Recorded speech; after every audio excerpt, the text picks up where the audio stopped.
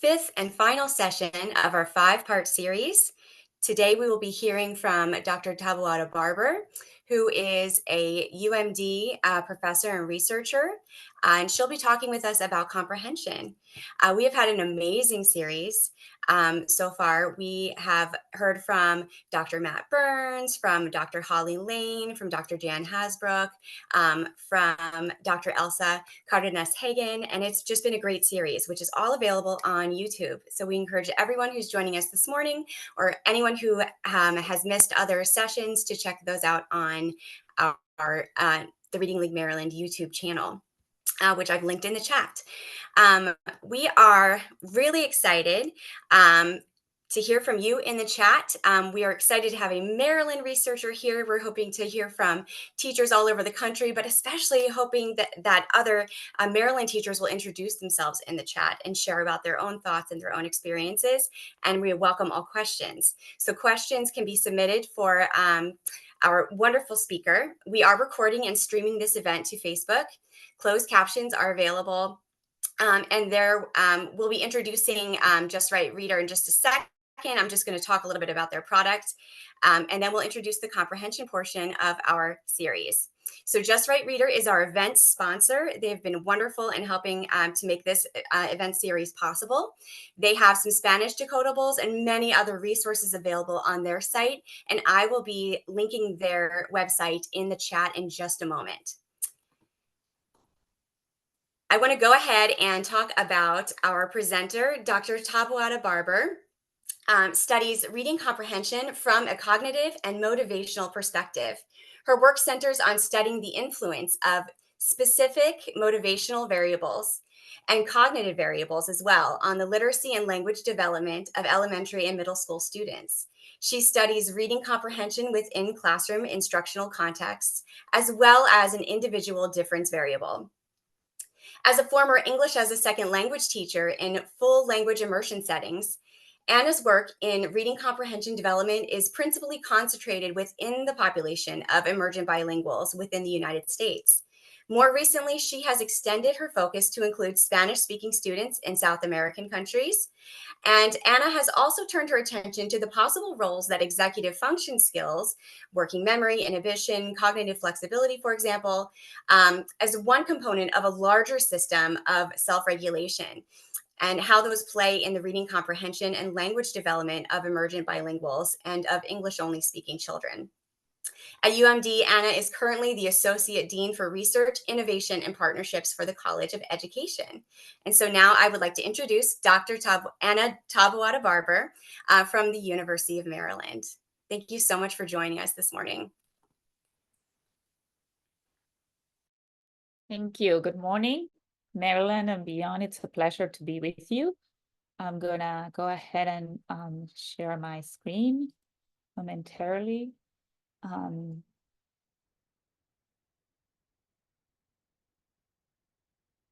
Sorry, here we go.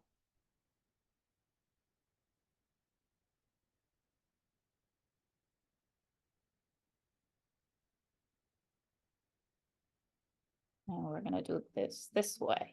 And I trust that my screen can be seen well. DJ, do I get a thumbs up from you? You're good. Okay, excellent. Okay, it's a pleasure to be here this morning with you. Good morning to all early risers. Hopefully we count with the energy of the morning to focus. The request that was put forward to all of us as researchers in different domains and areas of reading was to focus on the National Reading Panel. But in addition to that, the Maryland Reading League asked that we focus a little bit on what had happened in terms of research since the panel. I think all of us presenting, and I've had the chance and the joy of watching some of the prior presentations organized according to the different chapters of the NRP or National Reading Panel, have had the chance, the privilege to really live it when it came out. I was a graduate student, coincidentally, at the University of Maryland at the time.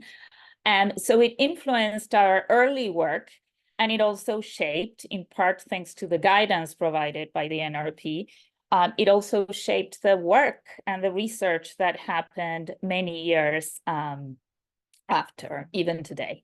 So my plan for you this morning is to share a little bit on the NRP findings as it pertains to comprehension in particular, but really to try to capture as closely as possible the recommendations from the NRP for future research and share some, if not all. I can't do justice to all the research that has taken place in the past 24 years, but definitely some of the main research studies that have followed the recommendations for future research from the NRP in 2000. So I'd like to start with telling you, yes, I'm at the University of Maryland. I'm a graduate. I'm a proud TERP as well. And I do work and research in schools in Maryland as well as in DCPS. I'm not going to be focusing much on my work today, but trying to do justice to the research and the guidelines for research that the NRP gave us today. I'm going to be sharing some of the work that researchers at UMD and other institutions have been doing following the those initial guidelines and recommendations from the NRP. So without further ado, let me share with you that when it comes to text comprehension, and that's how they define it or how they describe it from the NRP, they reviewed studies. The panel, of course, was congressionally charged. We know that. It was congressionally charged in 1997.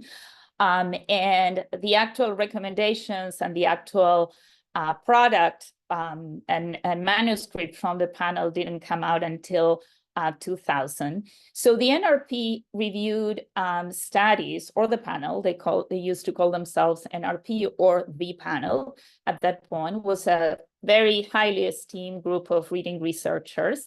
And they reviewed studies from 1979 to 1999. Within comprehension, which is the area or domain that we're covering today, they had 203 studies that met the scientific criteria that the panel established by then.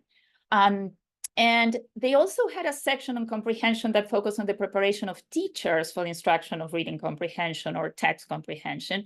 And in those 2 decades, 1999, the panel was able to find 4 relevant studies in that 20-year period. So only 4 relevant studies that really focus on the preparation of teachers to teach comprehension. And that's part understandable because in those 2 decades, most of the studies had focused on comprehension as a process or what happened in the mind of the reader in terms of comprehension. And those studies happened mostly in what we call laboratory or lab studies, right? They were a little bit detached from what happened in real classrooms. And that's how the field was shaped, if you wish, in those 2 decades within psychology, developmental psychology, and education. And people were studying processes in the mind of readers. And that led to the studies they reviewed, but also to the big focus on strategies. We also had to take into account that during the 70s and 80s, the cognitive revolution took place in psychology with a big focus on info processing theory. So there was a lot of studies. There were a lot of studies in these 2 decades that focus on what happened in the minds of readers in terms of trying to make sense of text or comprehending text. Really quickly, the criteria that this very well-formed panel established for reviewing these 203 studies were that the studies had to be relevant to instruction, to the teaching of reading comprehension. The studies had to be published in a scientific journal.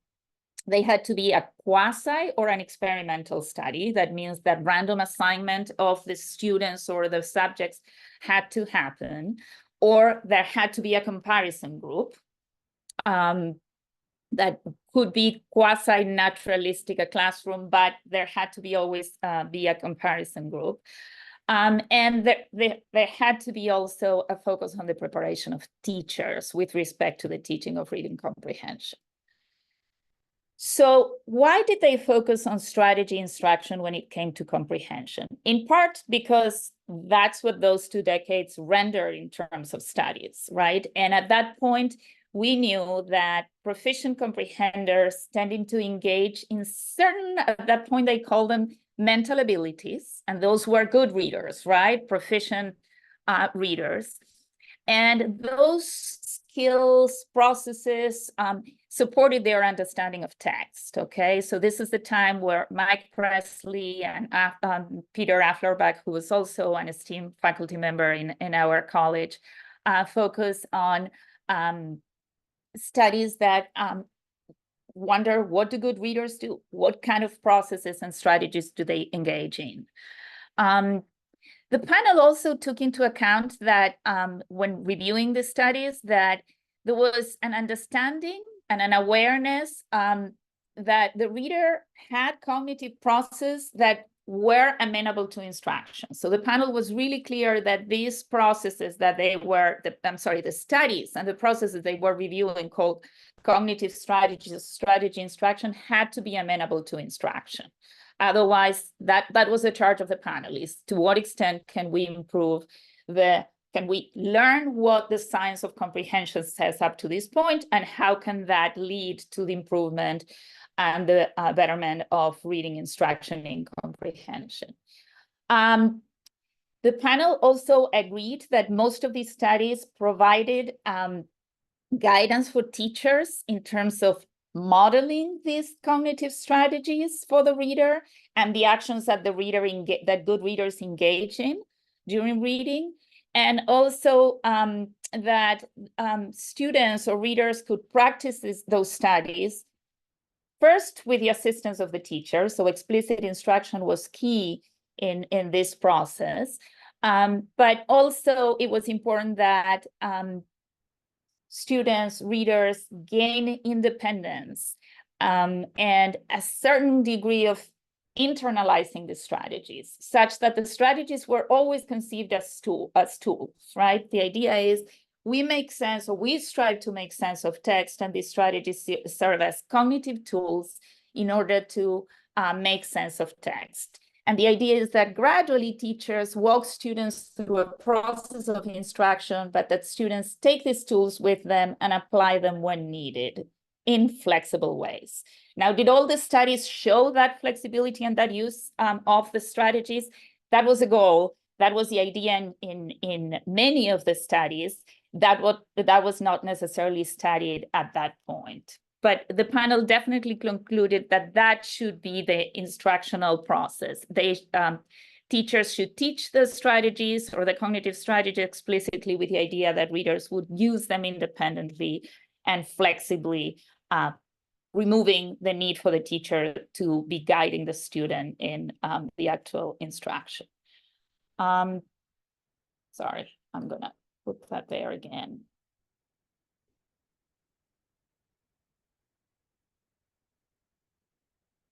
Okay. Sorry, my screen is giving me some trouble there. There we go. Okay. So what were the strategies that the NRP reviewed? Many. And you can see a quite neat and clean diagram. These were within each of these boxes that you see on the screen. Some of them might ring very familiar to you as teachers or practitioners, and definitely as researchers. I've researched some of this as well. Comprehension monitoring is up there.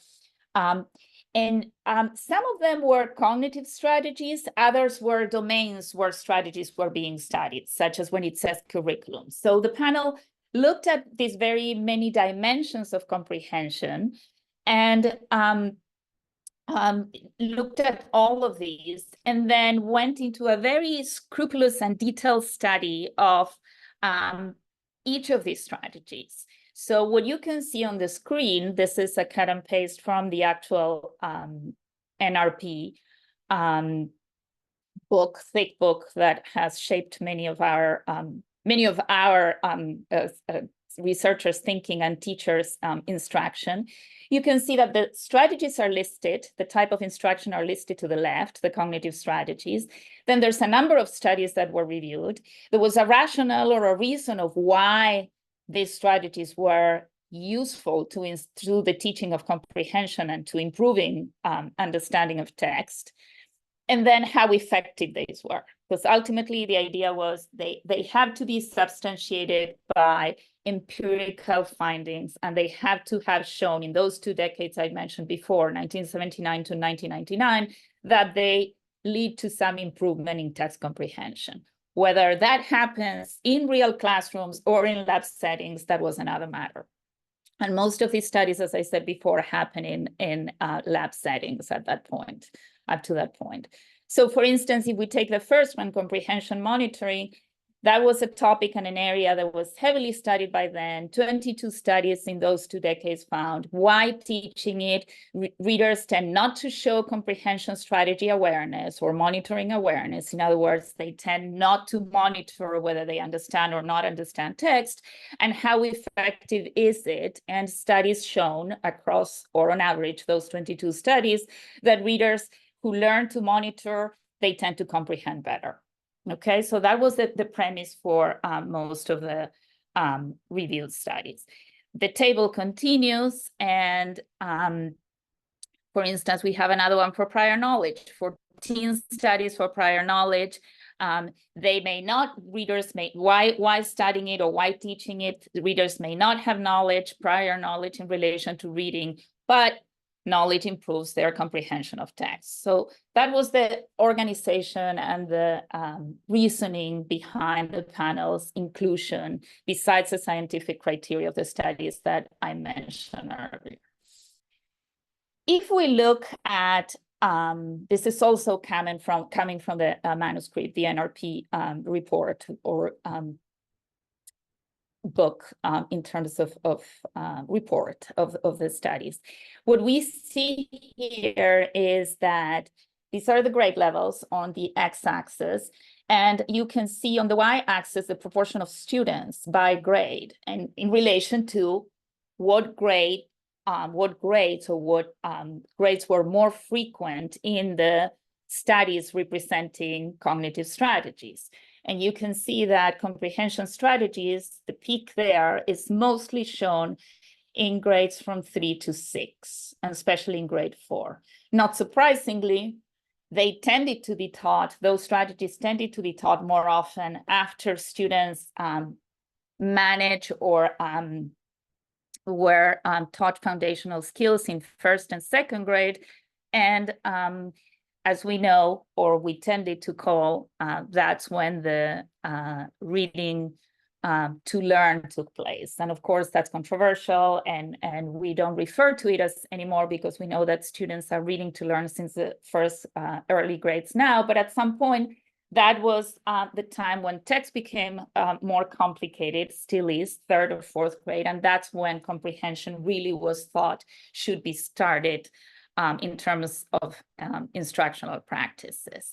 Not anymore, and I'm going to share more of that as that happened in the last 2 decades. These are the strategies from the 203 studies.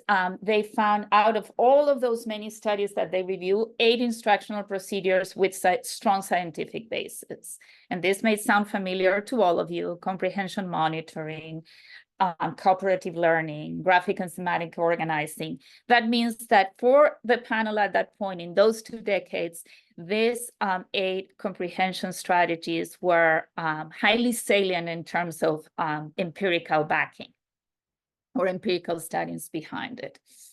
I'll wrap up with the findings, and then I move on to what happened since then based on the NRP's recommendations. The NRP concludes that basically meaning resides in the intentional problem solving or thinking processes. So this is verbatim, that the reader, those thinking processes that the reader engages in that exchange with text. So that's important because they say, well, there's lots of thinking processes. these strategies are part of these thinking processes. Is worth focusing on in teaching them in an explicit way, because this is what good readers do. The content of meaning is influenced by the text and by the reader's prior knowledge. That's a big conclusion. Although there aren't many studies at that point that focus, I mean, there are some, 14 of them that met scientific criteria for the panel, but there's emphasis that readers' prior knowledge is key to that comprehension.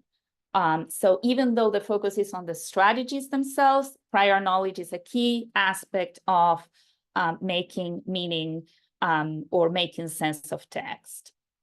A reader can read a text to learn, to find out information. So they talk about various purposes for reading. That's not necessarily studied at that point heavily or in those 2 prior decades, but the idea of purposes for reading is clear to the panel as a key determining of what a reader understands from text. Okay, so they also say the reader can use knowledge of the world, including language and print. That prior knowledge influences also those purposes for reading. Sometimes the purposes are set by others, but generally it's a good idea and it's good practice that when we're faced with a text, we have a clear purpose. It may be learning, it may be enjoyment, it may be sharing ideas, and so on. And then the panel says the idea behind explicit instruction of text comprehension was that comprehension could be improved by teaching students to use specific cognitive strategies. So they make a big emphasis on the explicitness of that instruction.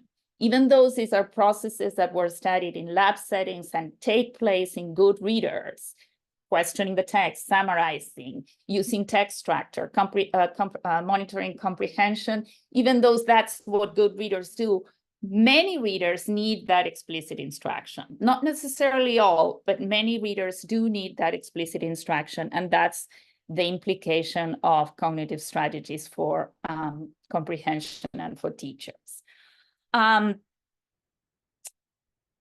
More definitions from the conclusions. There are specific procedures that guide students to become aware of how well they are comprehending. They tend to happen informally for some reading, but they require explicit instruction for others. And the last point there, when these procedures are acquired, the reader becomes independent. So again, I made that point before. The idea was that, yes, they are explicitly taught. There's an approach to how these are taught. Generally, the graduate release of responsibility, the modeling, the guided reading, but ultimately the idea is that readers can use these independently, and teachers are aware of this, but that's the challenge, right? Is how do we get kids to use these tools according to text when they need them? That's another big area of research in the 20 years following the panel. When are these strategies and for what readers? Flexibility is key, the panel concludes, in terms of which strategies are used. The study of isolated strategies, that's the way they were studied, but ultimately the benefit for the readers when these strategies are used flexibly and in combination with each other. And that's sort of one of the key conclusions in terms of, yes, these are all useful, but what's key to teachers and the research to come is in what combination, in what dosage. That's a term we use a lot and we hear a lot in terms of the special education field, and for what readers work better, what strategies work better for some readers than for others.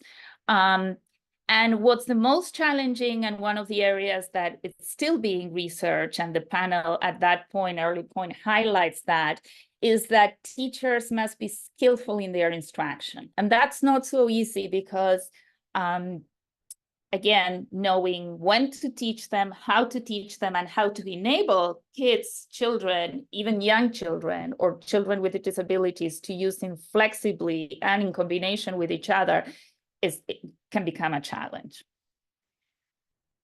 The panel also sets directions for future research, and that's what I'm going to be focusing on next.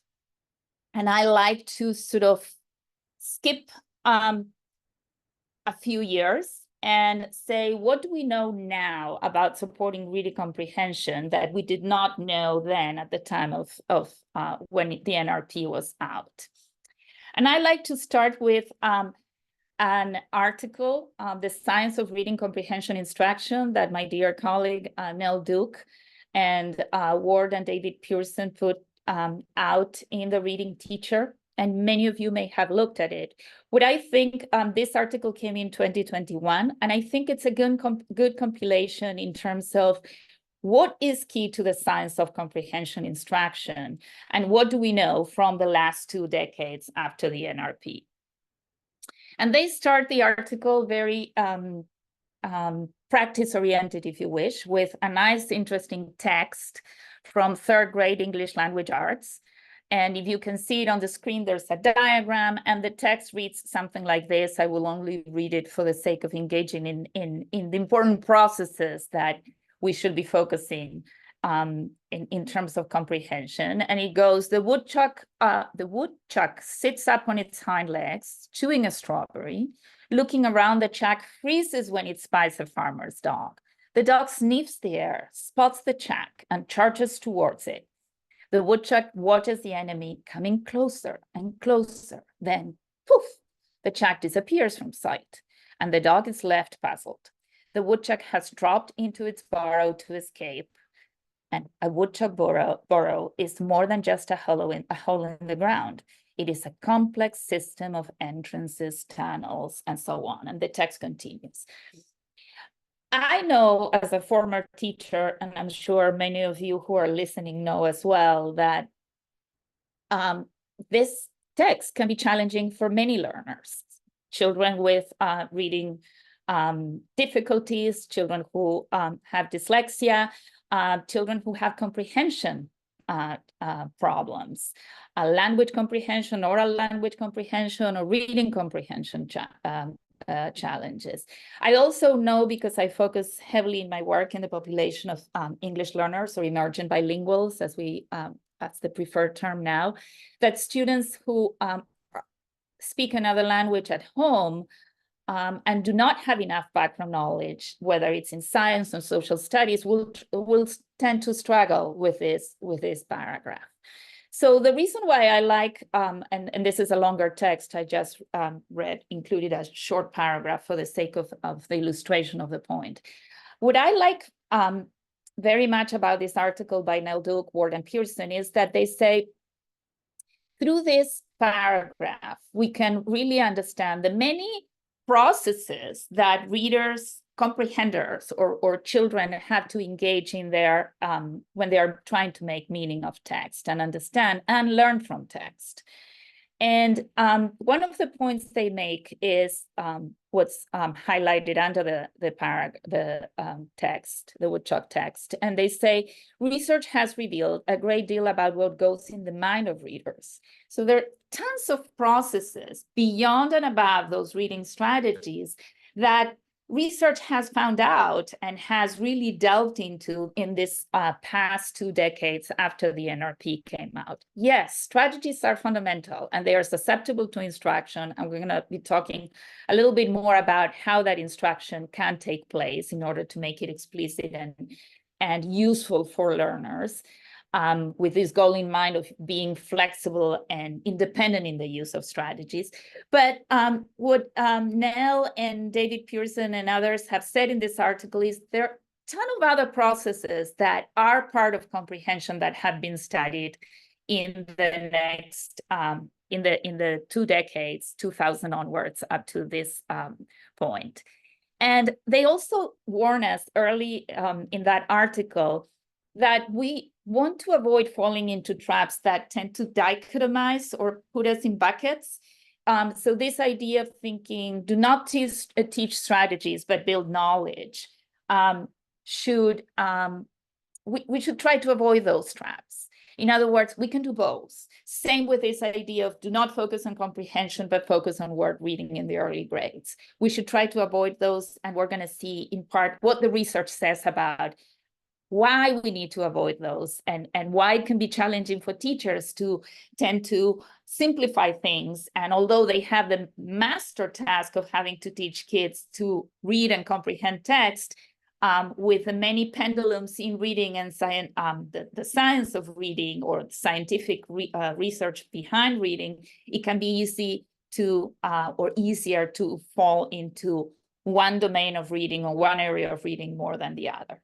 So what Duke and others do in this article is they focus on different processes. And what you have here is another research article that also came, this is a research article, the previous one was for teachers in the reading teacher. But they draw, in the reading teacher article, they draw from what they, Nell and others, and my dear colleague Kelly Cartwright, have called the active view of reading. And when we look at this very complex diagram on the screen, we realize the goal is reading, is understanding text, and it's learning from text. That's what we want, kids to be able to do. Ultimately, they learn from text, and they should be learning from text if comprehension is well taught. There are many other processes that go into reading, and we know that. The panel did a very good job. The NRP did a very good job in terms of covering them. But there are some that were not covered at the point that the panel came out, in part because the research wasn't up there. So one area that Mel, Duke, and others focus on that reading teacher article is what is here in this diagram, that violet section, that purple section in the middle. Bridging processes. And they are called bridging processes, or they call them bridging processes, because they tend to bridge between general or non-domain specific areas of reading, which are in the green on the left of the diagram of the active view of reading, such as motivation and engagement, executive functions, strategy use. Okay, so strategy use would be in this view of reading, it will be in that green section, that early components or important components.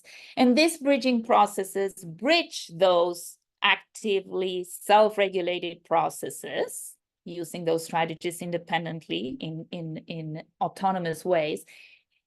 The bridging processes in the middle lead to that reading, and they are key. And they are called bridging processes precisely because they help the self-regulated processes on the left in green, and they contribute to reading in specific ways. I'm going to just mention 2 or 3 of the bridging processes in the violet or the purple section in in the active view of reading shown here. One of them is cognitive flexibility. Another one is morphological awareness, reading fluency, and vocabulary knowledge. And I know you had a great session on vocabulary knowledge. The panel also included vocabulary knowledge as a key component of comprehension. What's different now from then is that these processes are seen as bridging because they were not necessarily, at the time of the panel, conceptualized as being part of comprehension.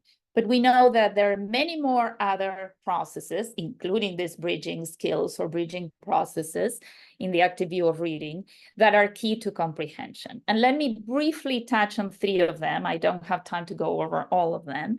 But this is where the 2 last, in this area of bridging processes, where the 2 last decades of research have really brought the field forward in terms of understanding the complexity and the many elements or components that contribute to comprehension. How do we support bridging? Again, the purple dimension within the active view of reading. One of those bridging processes is cognitive flexibility. Cognitive flexibility is considered by many as an executive function skill.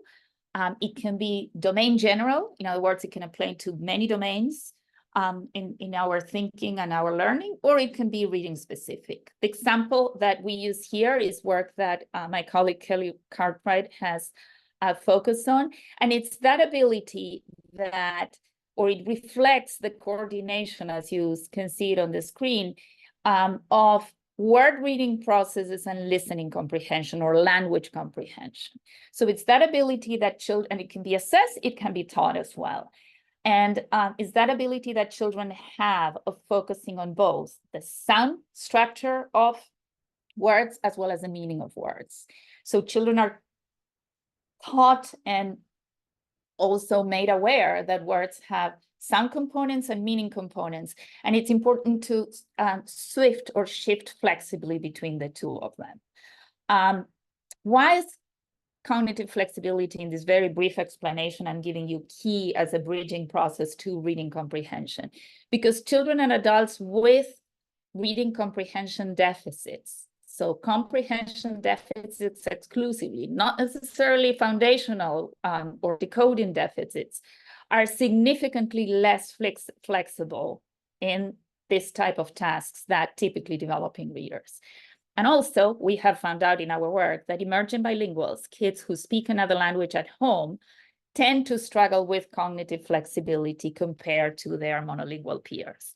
So we find that those children who tend to struggle with reading comprehension have challenges with these bridging processes. Therefore, this is most likely a good candidate for targets for intervention or targeted work, precisely because it helps with comprehension and it's affected in kids who struggle with comprehension. Another one that has been studied, a bridging process or skill that has been studied heavily in the past 20 years or 2 decades, is morphological awareness. And I know many teachers are aware of this. In the paragraph I read out loud about the woodchuck or the chuck, there are many components of morphological awareness that are key. So this morphological awareness is important for all readers in relation to comprehension, but more important for those kids, again, who struggle with comprehension or who have comprehension challenges or deficits. Emergent bilinguals are one group of those, but also kids who, again, struggle with comprehension in general. So we know that morphological awareness, it's attention to the smallest meaningful parts of words. Just like phonological awareness focuses on sound, we know that morphological awareness is attention to suffixes, prefixes, and we know that there are tons of interventions that have focused on morphological awareness. Why do we know it's important to comprehension? If you look at the bottom of the slide, intensive morphological awareness instruction positively affects reading comprehension directly. And Amanda Goodwin and others have done incredible work in that domain.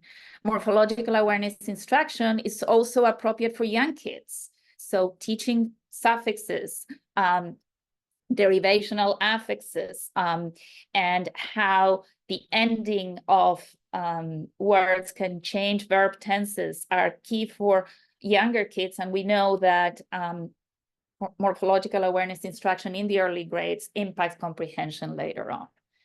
The last bridging process that I like to focus is reading fluency. We all know, or we've all learned, those of us who are in the field of reading, that we tend to see reading fluency at the bridge between foundational skills for word decoding and reading comprehension. What was less known at the time of the panel was that fluent reading was important, but not sufficient for reading comprehension. It was started to be conceptualized as a key component to reading, but not necessarily, and as a bridge, if you wish, between foundational skills and reading comprehension. But what we know now is that it's not sufficient. There's a broader range of skills that go into comprehension, and research has shown us that. And the evidence comes from poor reading comprehension despite accurate decoding and fluent reading. And the research in the last 2 decades has shown that. This is kind of bringing you back. We just focus on those bridging processes. We know word recognition is fundamental. We know oral language comprehension is fundamental, but what research has shown us in the last 2 decades is that those bridging processes are key to reading comprehension as well. And we actually have some work out there that has shown that those bridging processes tend not to be shown in the simple view of reading. And they are key for students who struggle with comprehension, such as emergent bilinguals. So some of our work has shown that. Okay. Other principles from that article from Nell Duke and David Pearson and Ward that I showed earlier that has shaped a little bit of, or summarized very nicely, the key components of comprehension that are necessary or that emerged from research in the last 2 decades. Comprehension instruction should start early. There was at some point, and you saw in that diagram from the NRP, the peak of the studies was happening in 3rd and 4th grade. We know that comprehension ought to start early, and we know that it needs to start in the early grades. So that dichotomy of not focusing exclusively on foundational skills and not comprehension, it's not helpful to readers nor to teachers. Teachers are aware of this, at least 1st grade classrooms I visited. Teachers are doing tons of read alouds, tons of listening comprehension and language development, oral language development. But that's something that has emerged and been documented in terms of research in the last 2 decades. So that's important, is we don't start teaching comprehension in 3rd or 4th grade when text becomes complex. So we need to start teaching comprehension early on. And that takes the form of language comprehension through read alouds and other ways of developing oral comprehension, but also teaching academic vocabulary since the early grades to the extent possible. The other key component that I see great interventions in comprehension focusing on in the last 2 decades is focusing on text structures and its purpose. Yes, text structures were reviewed as part of the NRP, but a lot of research has emerged in the last 2 decades in terms of the importance of explicitly teaching text structures. Why? There are many features of written language, diagrams, that are not part of oral language, punctuation, and so on, and many others that I'm not mentioning. So allowing and supporting and fostering children's attention to how a given text is structured or presented, just like we did with storytelling many years ago, or story structure, same applies to text structures and informational texts. And teachers focus on this, but what happens sometimes, and the challenges I've heard teachers sharing with us, is that sometimes the text structures taught are not that prevalent in the texts they encounter. So a stronger or a more aligned match between text structures and books, or the text that kids engage in, seems important. And then, of course, the purposes for reading are also part of that comprehension purpose. Here comes a biggie one, and there's lots of attention in schools, especially lots of investments in school districts around Maryland in terms of knowledge curriculum. And that certainly comes in part as a result of the SOR, the science of reading, and how it applies to comprehension, but also research that has accumulated over time in terms of the role of background knowledge and comprehension. So the role of knowledge is key. People would actually say, and I'll come back to this at the end, but I like this the idea that others, such as Hugh Katz, have shared, that the end goal of reading is not necessarily comprehending. Yes, we're trying to make meaning of text with the idea of learning from text. So this fusion between comprehension strategies and comprehension processes and knowledge is key. We want kids to learn from text. That's in part the pleasure of reading, but that's also part of why we read. So for many decades, research has established that one's knowledge shapes comprehension, affects comprehension, and background knowledge is broadly defined, but also specifically defined, and it refers to cultural knowledge as well as everyday activities, so life experience, world knowledge. However, what Nell and others have pointed out is that research has focused on the impact of content instruction on reading comprehension. And I would say that the last, I want to say 5 years, if not more, have focused significantly. There's a huge, and you see that in the second bullet on the screen, a huge emphasis from researchers infusing knowledge building from text or learning from text and comprehension instruction. And sometimes this is comprehension instruction in the form of strategies, sometimes this other emphasis for comprehension instruction, but very much in the content areas, in social studies or science. Here we go back to the directions for future research that the NRP established, and I like to highlight 5 areas or 5 points, and some of them are longer than others, and then open up for questions. But at that point in 2000, after their thorough review, the panel established directions for future research. And I highlight 5 of these. There were 6, but I focus on 5 due to time in part.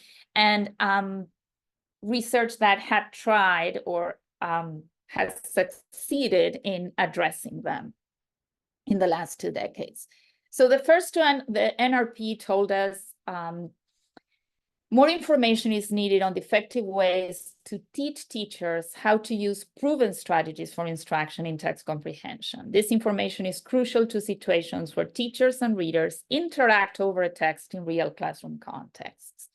So a big emphasis from the NRP was real classroom context. Remember, as I said earlier, many of the studies of the 2 covered in the 2 decades that the NRP studied, 1979 to 1999, did not necessarily happen in real classrooms.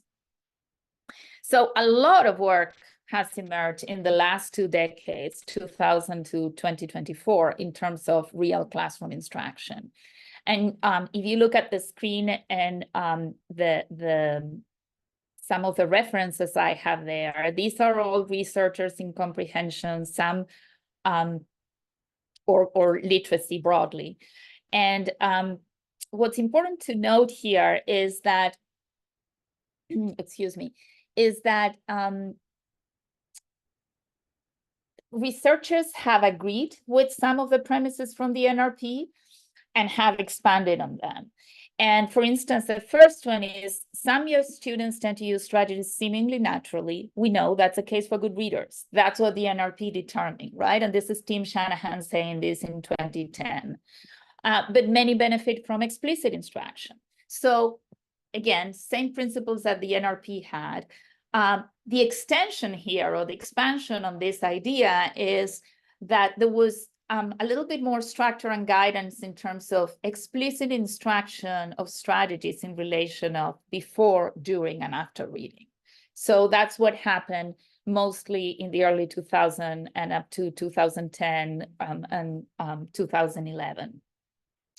Other researchers later on, such as my dear colleague Jade Wexler at UMD, and that's the second bullet there, have shown that routine implementations is key for teachers. So in order for strategies to be and comprehension to be successful, it's important to have practices that have a simple format, because comprehension itself is complex, and that teachers could use easily to the extent possible.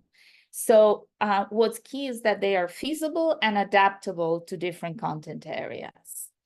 So that's a big work that had taken place, a big chunk of work, if you wish, and scholarship that has taken place in the last decade. And Jade Wexler and others have led that work. It's definitely not Jade exclusively, but she has done a lot of work in the secondary years, in the secondary in high school, and how the flexibility and routine implementations can help teachers make use of strategies that are useful for specific text.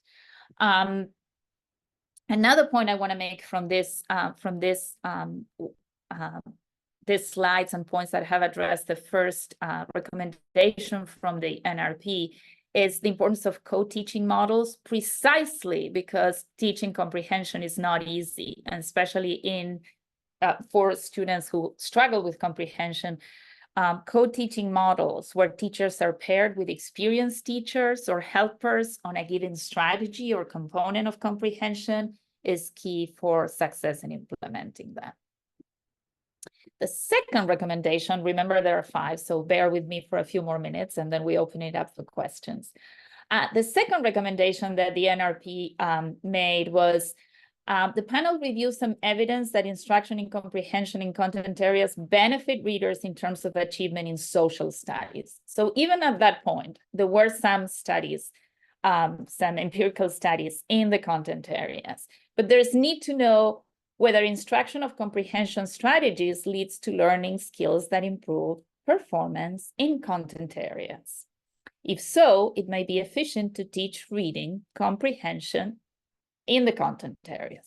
So a plethora of studies focus on the fusion of comprehension instruction and in the content areas. And this is especially visible, again, this is by no way representative of all the work that has happened or the research that has happened in the last 2 decades, but the work that Sharon Vaughn, Jean Wansek, and Jade Wexler have done in the secondary school, in the secondary years, in high school, is especially salient precisely because we tend to think, and the field tend to think for a long time, and even teachers, secondary teachers, secondary or high school teachers tend not to identify themselves with teachers of reading. That's easier in elementary grades. So that's why the secondary years or studies that took place or intervention studies that took place in high school are so key, because if you wish, the division between literacy practices or literacy instruction and content instruction is more salient than the elementary years. And Sharon Vaughn and others developed PACT, Promoting Adolescent Comprehension of Text. Study after study came out from this group in Texas in the last 2 decades. And they focus exclusively on that charge, that second chart or future direction from the NRP, enhancing content-focused reading comprehension. So what was PACT or what is PACT? It's a text and discourse-based reading comprehension intervention that integrates effective literacy practices with social studies. So they focus exclusively on social studies or mostly social studies. And teachers use a set of instructional practices to engage students in the social studies content through vocabulary, text reading, and discussion with the goal of improving student understanding of the content. What are some of the key practices, just to highlight how this supplemented or enhanced or advanced the field in relation to what the panel set for comprehension in strategy in 2000? PACT has what they call a comprehension canopy, and I'll tell you a little bit in a minute. They focus on essential words, critical reading of text. Remember, this is for high school students, team-based learning, and comprehension checks, and then team-based learning knowledge application. So that's part of the key or at the crux of this and the fusion between comprehension instruction and knowledge building or knowledge focus. And what that comprehension canopy has, these are units in social studies. It's intervention work, intervention studies with high rates of success. So there's strong dose of teacher professional development, but it happens in real classrooms, which is part of what the NRP charge us with, right? We need studies that do not happen in lab studies, but in real classrooms. So that comprehension canopy, students start a unit in social studies, and I make this gesture because it's not exclusive text, but they start with a unit. So they start with content standards in the discipline, in this case, in social studies. And they watch a brief engaging video that introduces the topic of the unit in social studies. Prior to watching the video, the teachers provide a clear purpose, just like we said before, important purposes for reading. There's a purpose for watching the video. And then student partners have a short discussion about the video. And then teachers also introduce an overarching question to guide students. There's instruction on essential words. Teachers introduce 5 to high utility words or concepts that are essential to the unit. So there's key teacher familiarity and knowledge of that unit in that word selection. And then instruction includes student-friendly definitions, visuals, related words, and so on. What comes after that? Critical reading of text. Okay, so throughout that unit, again, 6 to 8 weeks sometimes, not shorter than 6 weeks in those studies, intervention studies. Students read and discuss information from high quality primary and secondary texts. Readings can be completed with a whole class. So there's a lot of fluidity or flexibility, if you wish, for what types of reading. So students can read in whole class, small groups, student pairs, or individual. But each text is divided into stopping points with questions designed to check comprehension. And the other important component of FACT is there is team-based learning. So this is adapted from a university level practice that promotes collaborative discourse. In other words, there's lots of text-based discussions, oral discussions in student small groups, and justifications for ideas. So there are some questions generated by the teachers, others by the students, others by researchers in relation to text at the text level, and other questions that are at the unit level. And that teacher team-based learning provides structure for students to engage in student small group discussions. The next slide is heavy in terms of the findings. This is just to show you that there's been quite a few PACT efficacy studies.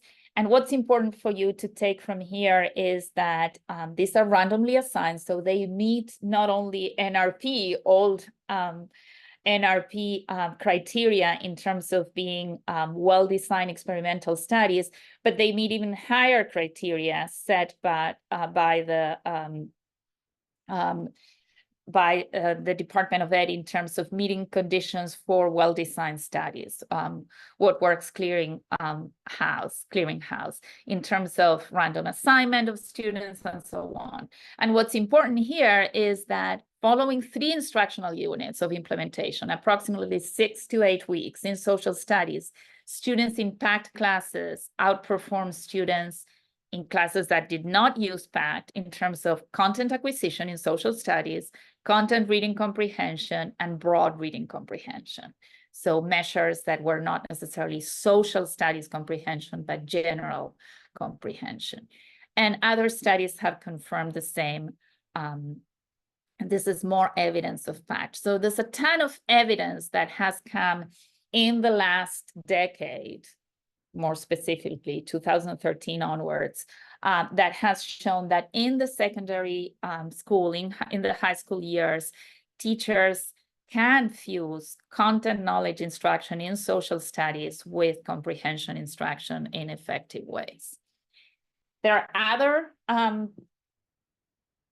models or other approaches, instructional approaches that fuse multiple comprehension strategy instructions, several strategies, and those go back to well before the NRP and are cited in the NRP. Reciprocal teaching is one of them, collaborative strategic reading, transaction, and you can see that all of these are in the 90s. So these have existed. What was less known at that point was how to make this work once the researcher was removed from the actual study, how to enable teachers to apply this in effective ways. And then I was part of the last bullet here, the last team concept-oriented reading instruction, or CORI, with John Guthrie and others, where we implemented science content fused with multiple comprehension strategy instruction very successfully with 3rd, 4th, and 5th graders. Other work that has worked on comprehension instruction and content, very recent, is the work, and this is a busy slide, but is the work that Jimmy Kim or James Kim from Harvard and others have led, where they actually, again, fuse or merge comprehension strategy instruction and with content knowledge. And what content domains? Science in this case, with first graders. So I find this work fascinating because they actually, Jimmy and his team, Jimmy Kim and his team, succeed in improving, as the title of their study says, reading comprehension, science domain knowledge, and reading engagement for first graders. And what's very interesting about this intervention is that, and this is key to comprehension in a domain area, what's key is that books or texts need to be conceptually related. So in other words, rather than having different topics each week, the idea is to think thematically, just very much like our standards for science or social studies are set up, where kids have the opportunity to read conceptually related science texts with vocabulary that is recurrent, new vocabulary that is specific to the domain and it's recurrent, opportunities for concept mapping, our all graphic organizing at the NRP time, and connections to that allows graphic organizing, allows connections to existing vocabulary and developing new specific conceptual and factual vocabulary in a unit. So many people have called this the Velcro or the hook for new information into previously learned content. That's why graphic organizers are such a great tool for merging or teaching kids how to build knowledge from text and conceptual knowledge within a unit. And key again to this and to these interventions is that texts are thematically organized. So there is not just one text about dinosaurs, but if the unit is dinosaurs in first grade, there's several books that are thematically organized around a theme of dinosaurs and so on.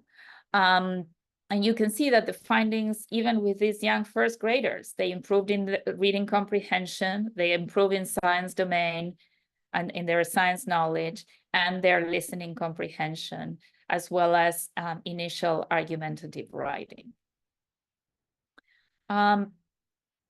Third point from the panel or charge in terms of future directions, it is already known that instruction of comprehension has been successful over the grade 3 to 6 range, but we need further evidence on which strategies in combination are best for younger readers, poor, below average readers, and for learning disabled and dyslexic readers. Tons of work in this domain in the last 2 decades. I won't have time and I wouldn't do justice to all the work that has been done. But again, that PACT intervention that I mentioned before has worked beautifully with some enhancements or some complementary tools by the work that Jade Wexler, again at UMD, has developed and is currently carrying out in Montgomery County, Maryland. And what Jade has done, what Dr. Wexler has done, is focus on the PACT that we focused on social studies before, that Sharon Vaughn and others have developed, and make sure that there are specific options or specific strategy options to apply directly to already existing text in a given unit. This has worked particularly well in social studies and for students with learning disabilities or who struggle with reading, because PACT delves on explicit instruction of cognitive strategies and vocabulary, but there's also many opportunities for feedback. So this is just one quick example of the strategy option. They call it Get the Gist cue card, very similar to main idea identification. But students, these are high school students again, because this is PACT, are taught very explicitly on how to use the specific strategy in relation to a specific text. What's key here, and what I learned from Sharon Vaughn and from Jade over the years, especially from Jade, is it's important that the strategy is in connection to the text. Sometimes the text can be too easy, and I heard this from practitioners as well, and perhaps identifying the main idea is not necessary. So teachers reviewing and familiarity with the text and the strategy is key for this explicit instruction of strategies to work in real classroom settings.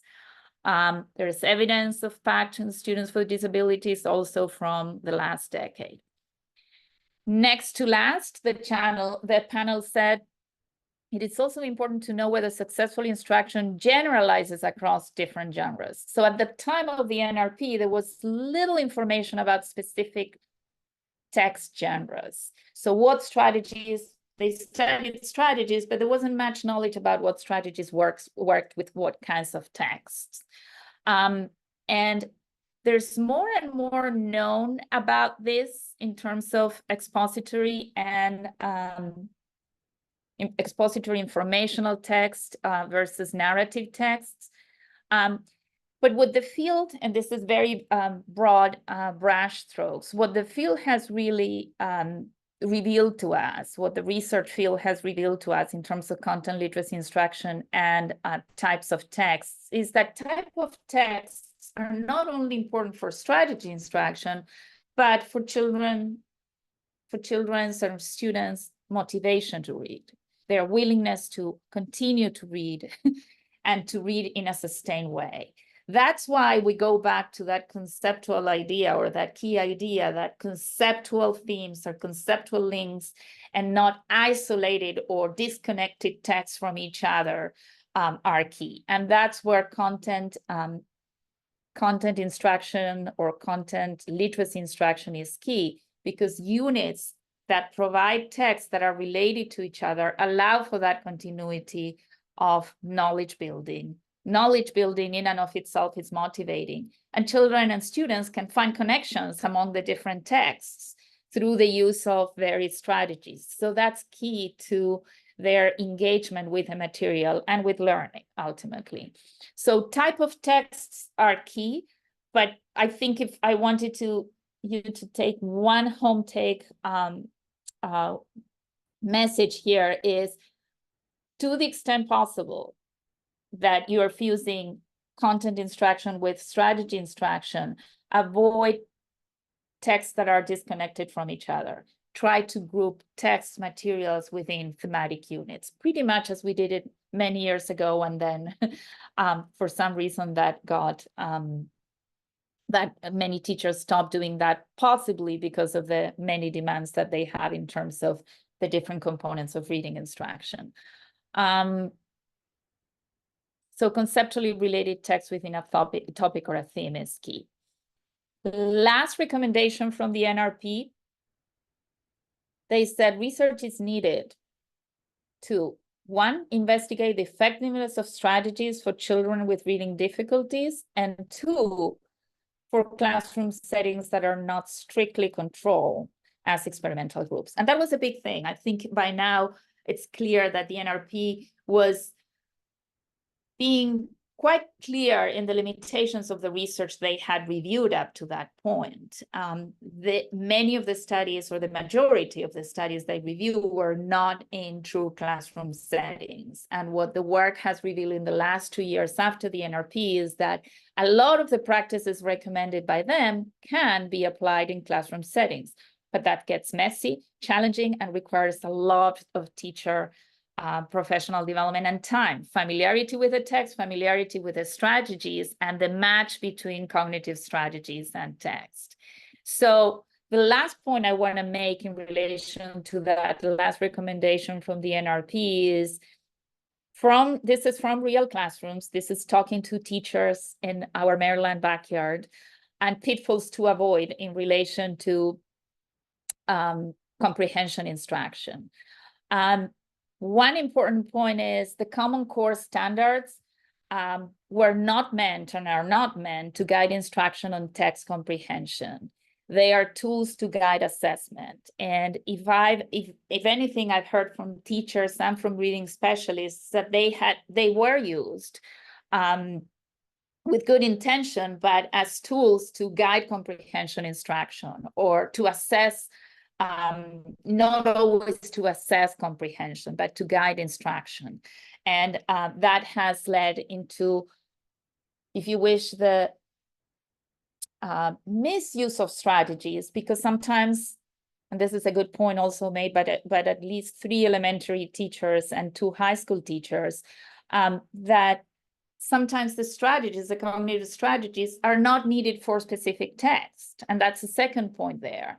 Teach the strategies that good readers use to comprehend challenging text, okay? Remember, these strategies were originally studied in good readers, and they were naturally applying them. They need explicit instruction, but they need to be applied to challenging text. Sometimes the kids do not need a strategy or do not need to identify the main idea of a text. So that flexibility is not only in the flexibility of the user, the reader, but needs to be flexibility from the teacher to understand what strategy is needed for this particular text. So the third and fourth point there are, do not teach strategies that are not necessary for specific texts. Is main idea always needed? Is getting the gist always needed? Is identifying the author's point of view always needed? So good reading teachers are aware that that's not the case, and they match the specific or explicit instruction of a strategy to the specific text. I mentioned this before, and I think I can't labor this point enough, or I can. Avoid using random text on disparate topics. Rather, choose texts that are related and fit within a theme or a topic. Texts that are conceptually related. That's key for the fusion of content and comprehension instruction, or focus content comprehension instruction. And lastly, avoid teaching strategies that are not needed for easy text. I've seen in many classrooms, and I've had seasoned or experienced teachers share this as well. Sometimes there's nothing to be inferred from it. The text is too short or too easy or too explicit for kids to apply inferencing or comprehension monitoring. So that's key. And that's a real learning from classrooms as well, real classrooms as well. The fact that these strategies are used naturally by good readers doesn't mean that we need to explicitly teach all of them. The matching between strategy and text is key. I like to leave and conclude with a thought from my colleague Hugh Katz. Do we read to comprehend, or do we read to learn from text? He would actually argue that we read. The ultimate goal of reading is not necessarily comprehension, but is learning from text. Those can be similar. I see as well, I agree with you, that comprehension or understanding, making meaning of text is a way, a path to learning from text. Ultimately, when kids are engaged and motivated to read, they are learning from text. Learning is motivational, and sharing that learning is motivational and engaging as well. And then the point is, comprehension, something we can teach, or rather a condition that we create for ourselves as readers. If comprehension is a condition we create, then we cannot really teach comprehension because it's way too complex, but the strategies and support the processes that students need to comprehend themselves. Thank you so much. Thank you so much. This was an amazing presentation. If you don't mind, we have some questions in the chat. I'm going to share one of them. There was a great question. Someone said, Dr. Taboada-Barber, are you aware of similar reading comprehension research in mathematics? They find that many students with learning differences can get stuck on vocabulary in word problems, which impacts their ability to solve those word problems. Don't I love that question. So I came with some of my, this comes from my grad school years. I came with some of my backup slides. I actually had a slide. If you remember that those bridging processes I mentioned earlier, that violet section in the active view of reading that Kelly Cartwright and Noel Dukes focused on so heavily and said this is really important for comprehension. For kids who struggle with comprehension itself, part of those, or a key component of those bridging processes is vocabulary, but not any kind of vocabulary. It's one particular type of vocabulary instruction, and it's those words that present ambiguity. I'm not saying it's the only one. I'm just saying it happens to be a bridging process because it's in between those executive function skills, the ability to switch between sound and meaning.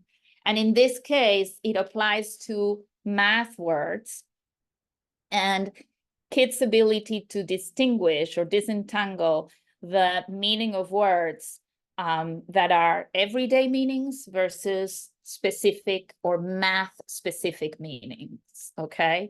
So we did some work on this in relation to word math problems and children's difficulties, especially kids who struggle with comprehension and not only solving the math problems, but understanding what was being asked in the math problem, which ultimately is a literacy problem, as the person who has the question very well is hinting towards. So kids who struggle with ambiguous words and have a hard time disentangling or distinguishing everyday meanings versus math-specific words, who are consistently and mostly the ones who had trouble working out the math problem. So it wasn't at the operational level, it was understanding or reading or making meaning out of the math problem itself. And we explore the issue further, and we determine that it's part of that violet section in the active view of reading, because it's got to do with one specific type of vocabulary, in this case with math, and the ability to make sense out of math problems. I don't know if that was your question, but when I get questions from teachers of anything applicable to math, I tend to think of the language of math that may confuse or lead readers to poor performance or lack of understanding. I think that was a great response. And I think that was a great question that was asked, because cross-curricular interpretations of how all of this works is really something that I think stumps a lot of school teams, right? So we often have to think about, okay, what we need to do, what does the research support, and then very quickly come up with a plan. So it's really good to have information just presented to us for that reason. And as a language arts teacher of 18 years, but also one who has been more recently teaching more math and working with students with learning differences, I've been leaning really heavily on engaging students in actively marking text as they read. There are different models for this that are used all over the country, but I wanted to hear what your thoughts were on students marking the text as they go, annotating for the purpose of comprehension, and if that strategy is strongly encouraged. Yeah, I think annotation, that's a very good strategy to present empirical evidence on. I omitted it from here, not intentionally, just because there are so many and there has been so much work done. I think it's very helpful, but again, I would go to the general idea or the general point of, does it meet the need of the reader and the text? In other words, I tend to annotate as a reader, as an avid reader, and not always an experienced reader, because we know there's so much of our background knowledge in a topic that determines what we understand from text. So the least or the less background knowledge we have on a topic, the more we're going to need that annotation. At least when it's for clarifying purposes, asking questions during our silent reading. The more we know about a topic, or the more times we encounter that text, which may already be heavily annotated, the least we're going to need it. So I think it goes back to this idea of, when do we use it, for what purpose, and in relation to what text? Absolutely. Someone asked about the GIST strategy. It's funny to me because that the GIST was a really heavily used strategy about 17 years ago when I taught in Los Angeles, and so I feel like it's coming back. But someone asked if that could be the one that was used for social studies in the program that you mentioned. Could that be adapted for use in perhaps upper elementary school? Um, Absolutely. And students- yep, I'm going to go back to the slide there. I give a shout out to the work that my colleague and friend Jade Wexler has done. This was developed, it's really main idea. What I find this particularly useful is the steps. So yes, the answer to your question is by all means. What I find useful is the step-by-step walking through the use of the strategy. So the who or what in this section is mostly about. I go back to the idea of the text. Even if sometimes we have a one-page text and there is a clear who or what. Sometimes I was doing some reviewing of curriculum today, and sometimes if the text is too short, it's not so easy to identify the who or the what. So this is where teacher knowledge, teacher experience, teacher criteria, teacher magic comes very handy. So yes, it can be used, and it's essential. Not only comes very handy, it's that teacher insight into, okay, does the text lend itself to one main idea, two main ideas? Is there a clear who or what? How often do I want to use it and teach it explicitly? And how much do I want to scaffold this so kids eventually can use it by themselves?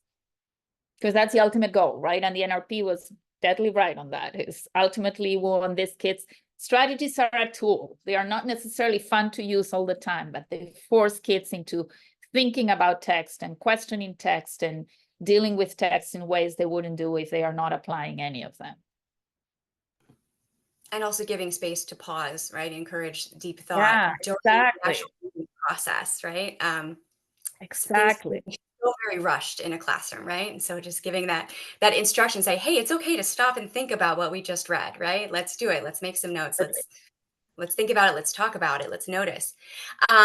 There was a question about how much time should be spent on strategy versus how much time should be spent on knowledge building. Is there a cutoff? Is there an appropriate um, amount for each?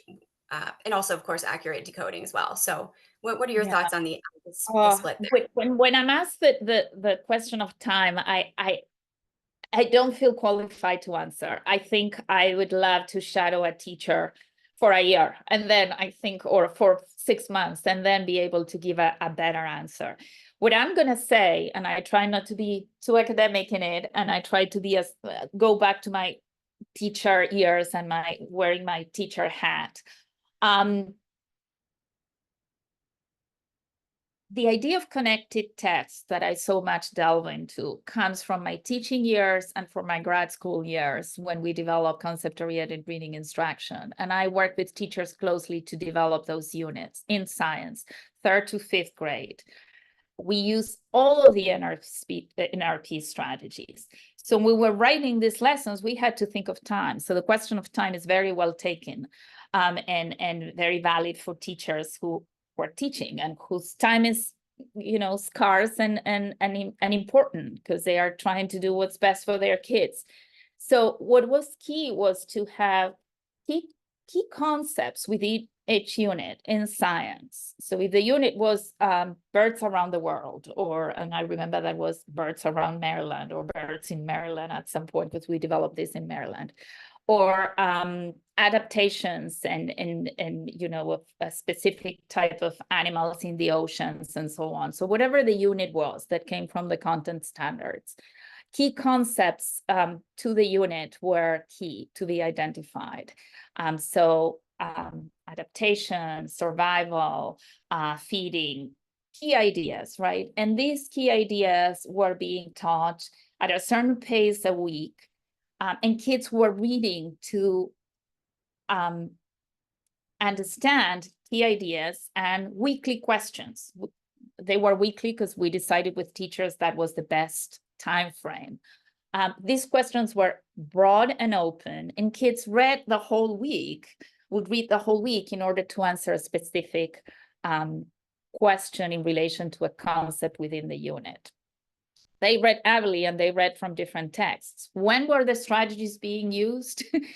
The strategies were not in detriment or taking time away from knowledge building. They were, as Hugh Catt said, they were reading to learn from text, to build knowledge. The strategies were the tools that directly, as you said, Jax, that allow them to pause in relation to text, to ask questions, to ask fun questions of each other and discuss a given book or topic. So there were micro instances, micro in relation to the text, where strategies were used in relation, like it's on the screen, with a given text, and then broader questions or macro questions that span within the unit. So I know I'm not answering this question directly, and I apologize. I think we never tried to put that time in sort of in contrast or conflicting with each other, because kids were building knowledge throughout. So knowledge was not being taken away from the time for strategy instruction. Rather, strategies were the tools for kids to learn from text, if that makes sense. It does. It absolutely does. Do you feel that the asking of more specific questions or even just general questions is more helpful than simply asking students to produce the main idea or the central idea of the text? Do you think that there needs to be more guided questioning, like what's being shown in this card here? Yeah, I think the two are needed. The idea with strategies and what the NRP really embarked on was, let's stay away from questions that just check for comprehension, are like test-like. I think comprehension checks are good, and key questions after a text in discussion formats are great. The whole idea behind strategy instruction is use them again as tools and as independently as you can. If the strategy gets in the way of understanding text, then it's probably not a good match to the text. So I think both are useful. I think, again, that's where teacher criteria, teacher judgment, teacher expertise, familiarity with the text and with the strategies and the tools becomes so important. Thank you so much. And then the last question is not really a question, it's more of a request. Teachers are really enjoying this information, and they're wondering if we could get the citations or any of your slides that we could possibly share out. But I won't put you on the spot, but you can get back to us later. But people are hoping that more will be available. Yeah, I'll be happy and to to do everyone who's That's great. Thank you so much. And to everyone who's joined us this morning, thank you so much for being here. I'm going to share my screen real quick so I can show everyone how to follow us on Facebook, how to follow us on YouTube, and to subscribe, please, to our YouTube channel. Please support us by doing that so we can get more free events for you. We are on YouTube. We have all of the other National Reading Panel study sessions have been posted, except for one, which is going to be coming out hopefully later today. And then this session this morning with Dr. Taboada-Barber will be available. And I'm hoping we'll be able to link some resources to further support you all who attended in your research on this really important topic of comprehension. I want to say a big thank you, Anna, for being here this morning. Thank you to everyone from the board also for being here, for helping with the technical things, DJ. And thank you so much to Just Right Reader for sponsoring this event and all of the other events in this series. We are so grateful to have been able to really dig deep into the National Reading Panel report and to update and connect with what's going on in education today. So thank you all so much. And this recording will be available for further review soon. Thank you all. Have a great rest of your morning. Thank you, everyone. Have a great day.